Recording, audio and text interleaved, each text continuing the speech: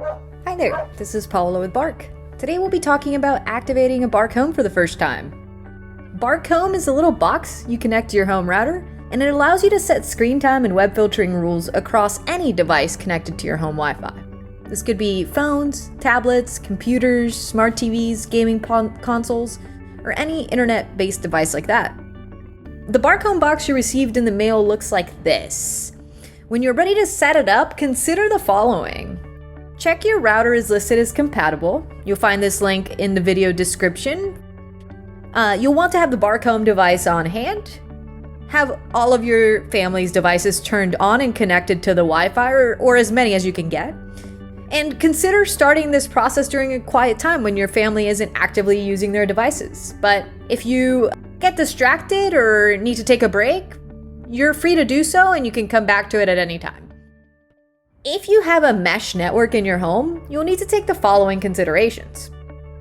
Bark Home works with most mesh networks, but sometimes mesh systems can have issues when activating the Bark Home for the first time. So when you are first setting up Bark Home and you have a mesh network, you may need to power down your mesh network's satellite units while leaving the main mesh unit up.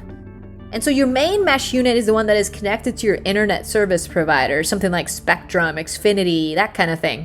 And after the first time activation of Bark Home is successful, you can then power on your mesh satellite units again and keep using your mesh network.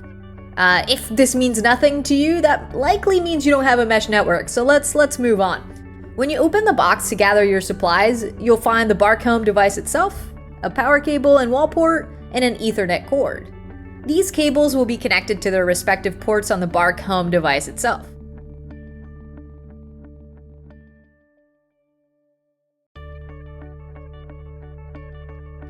Then the other end of the power cable goes into a wall outlet, while the other end of the Ethernet cable goes into the LAN port of your home router. If you're not sure what your router is, I completely understand. Routers come in a few shapes and sizes, as seen in these two examples.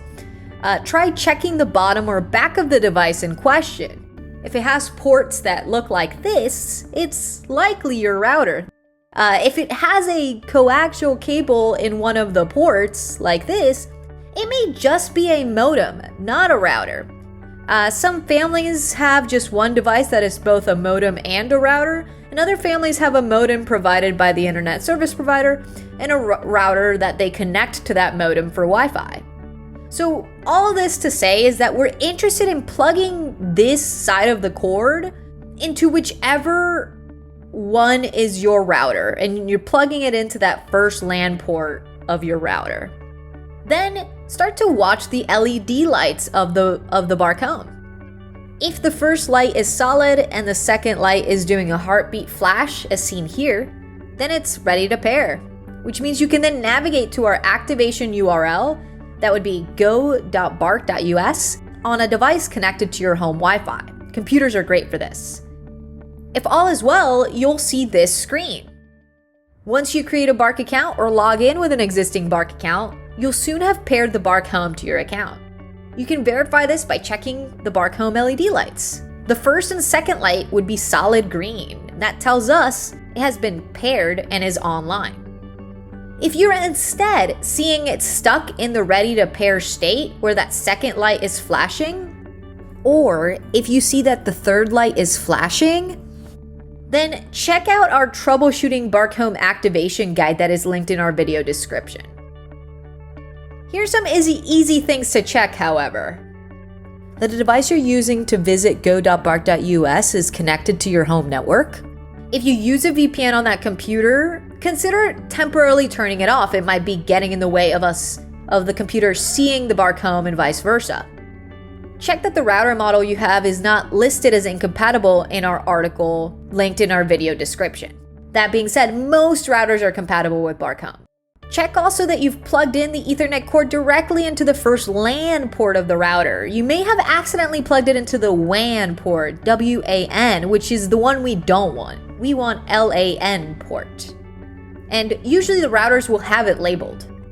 You also may have accidentally plugged in the Bark Home into the wrong device, into something that isn't your router, but it looks like a router. Something like a network extender. These things may be plugged up on a wall in the basement, but they're just stretching the Wi-Fi signal. They're not the router itself. Instead, you'll want to plug the Bark Home directly into the first LAN port of the router itself. If you successfully paired the Bark Home to your account, now it's time to start identifying devices so that you can assign custom rules and screen time.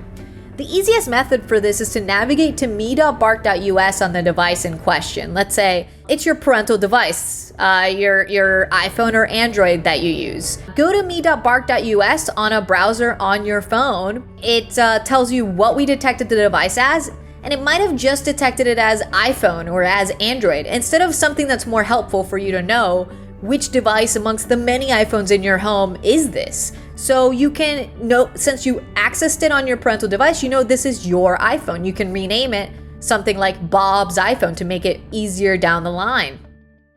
Next, you'll assign it to a group as well. By default, all newly detected devices land in the unmanaged profile group, which only has the most extreme content blocked.